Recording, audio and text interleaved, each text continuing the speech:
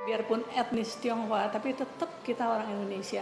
Memang Sikong Liang memberi ruang buat para pemuda tinggal, berdiskusi, dan semua leluasa begitu saja.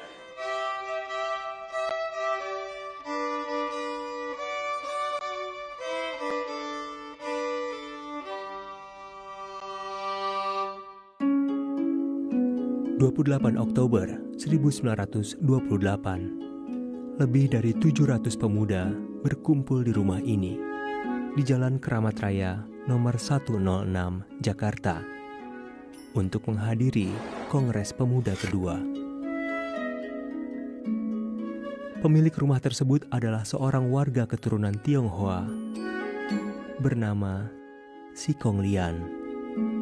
Bangga pasti bahwa rumahnya engkong saya jadi museum, bangga sekali.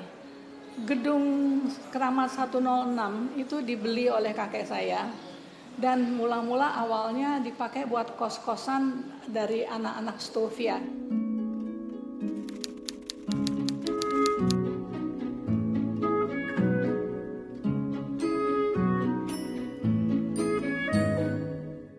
Waktu kita kecil, kalau kita lewati Jalan Keramat Raya ini, orang tua saya suka bilang, ini loh rumah engkong co kamu, konco kamu Sikong Liang itu. Di tahun 1920-an, sebuah plang bertuliskan Langen Siswo pernah berdiri pada bagian depan rumah kos di Keramat Raya nomor 106. Langen Siswo merupakan kegiatan ekstrakurikuler perkumpulan Yongyava. Tapi, lambat laun makin banyak pemuda dari Sumatera, Ambon, hingga Minahasa yang turut bergabung. Beberapa tokoh pernah kos di sini, terutama Ketua Kongres Pemuda kedua, Sugondo Djoyospibito. Terus ada Muhammad Yamin yang merupakan perumus naskah atau Ika Sumpah Pemuda.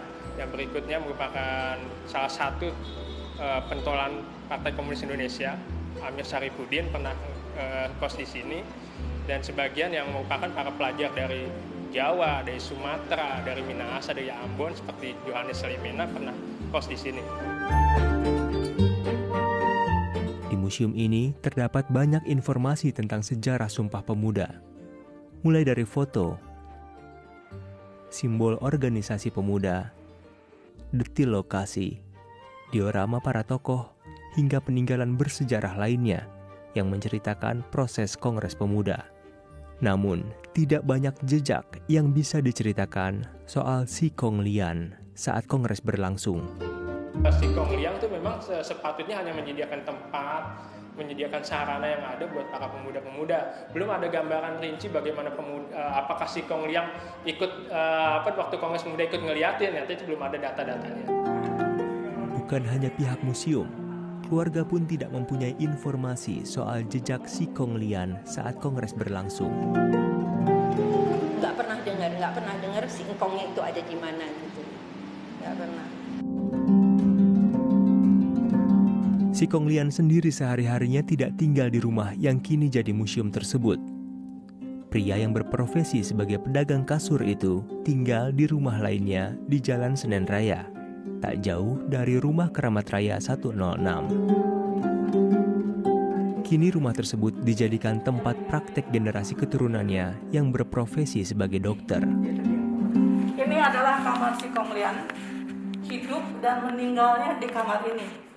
Bukan di rumah sakit karena stroke meninggalnya tahun 54. Di museum tidak ada satupun foto Sikong Lian yang terpasang.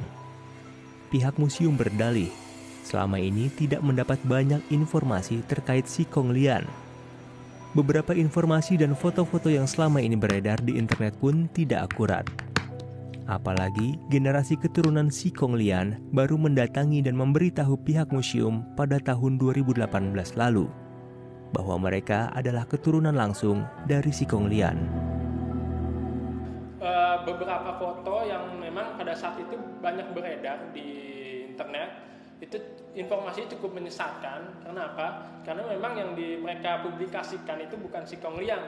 Parahnya malah ya foto yang dipublikasikan itu foto pengusaha salah satu bank ternama, yaitu Lim Xiaoyong. Kesalahan fatal soal sosok Si Kong Lian di internet itulah yang akhirnya membuat generasi keturunan Si Kong Lian mulai bergerak tahun 2018 lalu.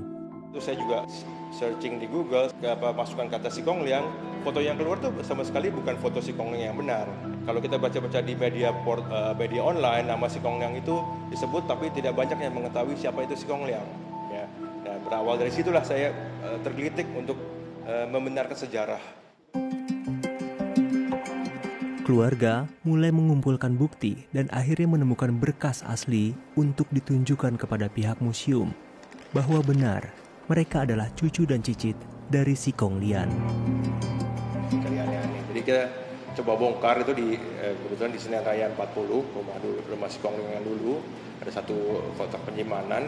Ternyata memang masih ada tuh kebetulan akta waris. Di dalam akta waris itu sepotong akta waris yang menyatakan bahwa Keramat Raya 106 ini alias Museum Sumpah Pemuda ini memang diwariskan ke 3 anak Si Kong Lian itu. Mereka juga ngecek simpenan suratnya dia, dan lalu saya mengeluarkan, waktu kita datang kita keluarkan surat-surat yang kita bawa itu. Barang dilihat diakurin sama yang mereka simpan itu sama banget sama dengan yang kita bawa itu. Pihak museum menyatakan di Badan Pertanahan Nasional atau BPN, sertifikat bangunan Museum Sumpah Pemuda masih atas nama Si Hok Lian, salah satu anak dan ahli waris dari Si Kong Lian. Yanti Silman adalah anak dari Si Hok Lian yang punya hak waris atas bangunan museum itu. Yang terakhir kita tahu dari ayah, Si Kong Lian berpesan bahwa rumah itu jangan dijual, gitu aja. Jadi ayah saya berpesan ke kita, itu rumah kita hibahkan ke negara. Ya, tujuan awal sebenarnya memang saya ingin meluruskan sejarah bahwa inilah foto Si Kong Lian asli. Dan ternyata memang di museum ini belum ada foto Si Kong Lian yang salah maupun yang benar. Apa ini sebetulnya untuk sejarah? Kita ingin ada satu tempat, satu ruangan yang dimana ada kakek saya fotonya dipajang. Sejarah pun tercipta di rumah ini.